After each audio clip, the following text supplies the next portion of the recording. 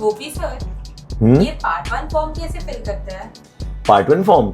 अच्छा, part 1 form basically आपके सारे डिटेल्स बताता है। तो आओ मैं तुमको बताता हूँ कि ये डिटेल्स कैसे फिल करते हैं। तो अभी हमने यहाँ पे लॉगिन आईडी पासवर्ड डाल दिया एंड इस पे अब जब हम लॉगिन पे क्लिक करेंगे तो पार्ट 1 पे क्लिक करना है। पार्ट 1 पे क्लिक करने के बाद there is option called registration details. Registration details हमने जब फॉर्म भरा था तभी हमने फिल कर दिया था। उसके बाद आपको एड्रेस डालना है। आपका जो भी एड्रेस है आप वो पूरा अपना एड्रेस सिलेक्ट कर लो, स्टेट, सिटी, और ये कोई आधार कार्ड का एड्रेस होना ज़रूरी नहीं है, आप कोई भी एड्रेस डाल सकते हो। फिलहाल आप जहाँ रह रहे हो आपको वो एड्रेस डालना है, इस चीज़ के लिए कोई वेरिफिकेशन नहीं होता है। ठीक है, आपने सारी डिटेल्स इस तरीके से डाल दिया। आप एक और फ़ोन नंबर यहाँ पे ऐड कर सकते हो। अपना ईमेल आईडी चेक कर लेना, बिकॉज आपको बहुत सारे अपडेट्स आपके ईमेल आईडी पे ज़रूर मिलने वाले हैं। उसके बाद सेव करके जब आप नेक्स्ट पेज पे जाओगे तो यहाँ पे काफ़ी ऑप्शंस हैं।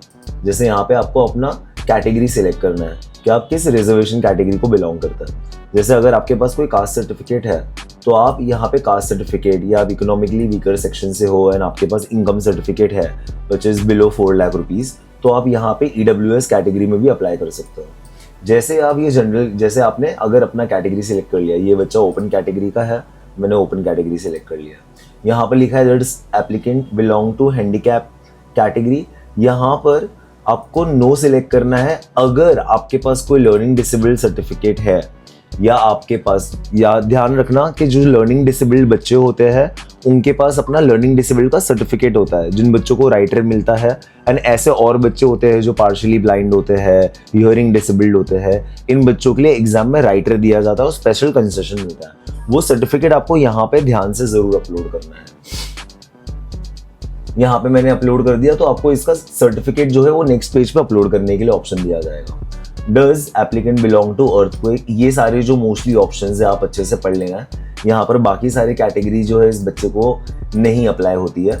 बट एनीवे, अगर आप सब स्पोर्ट्स कैटेगरी में हो, यानी कि आपने डिस्ट्रिक्ट या स्टेट लेवल पे कोई अवार्ड जीता है, तो आप यहाँ पे अपने स्पोर्ट्स का कैटेगरी और आपने कौन सा मेडल जीता था, गोल्ड, सिल्वर, ब्रॉन्ज, क्योंकि बहुत कॉलेजेस, अच्छी कॉलेजेस जहाँ पे कट ऑफ बहुत हाई होता है, वो बच्चों को कम परसेंटेज पे भी, अगर वो स्पोर्ट्स कैटेगरी में क्या आते हैं तो उनको कम परसेंटेज पे भी सीट दी जाती है, बिकॉज इन बच्चों के लिए कुछ सीट्स रिजर्व्ड होती है। ओके, नेक्स्ट यहाँ पे सर्टिफिकेट अपलोड करने का भी ऑप्शन आगे आएगा।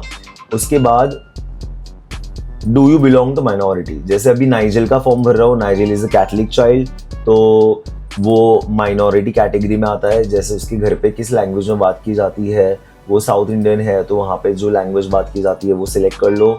If they belong to Catholic तो वहाँ पे Christian category, if you are a Muslim student then वहाँ पे मुस्लिम कैटेगरी में डालना है। ठीक है, अगर बच्चे को इन हाउस एडमिशन लेना है, यानी कि जिस स्कूल में बच्चा पढ़ रहा था उसी कॉलेज में आपको एडमिशन लेना है, तो यहाँ पे इन हाउस में येस करना है, अदरवाइज नो करना है। जैसे नाइजेल को दूसरे कॉलेज में एडमिशन लेना है तो यहाँ पे नो सेलेक्ट कर लो।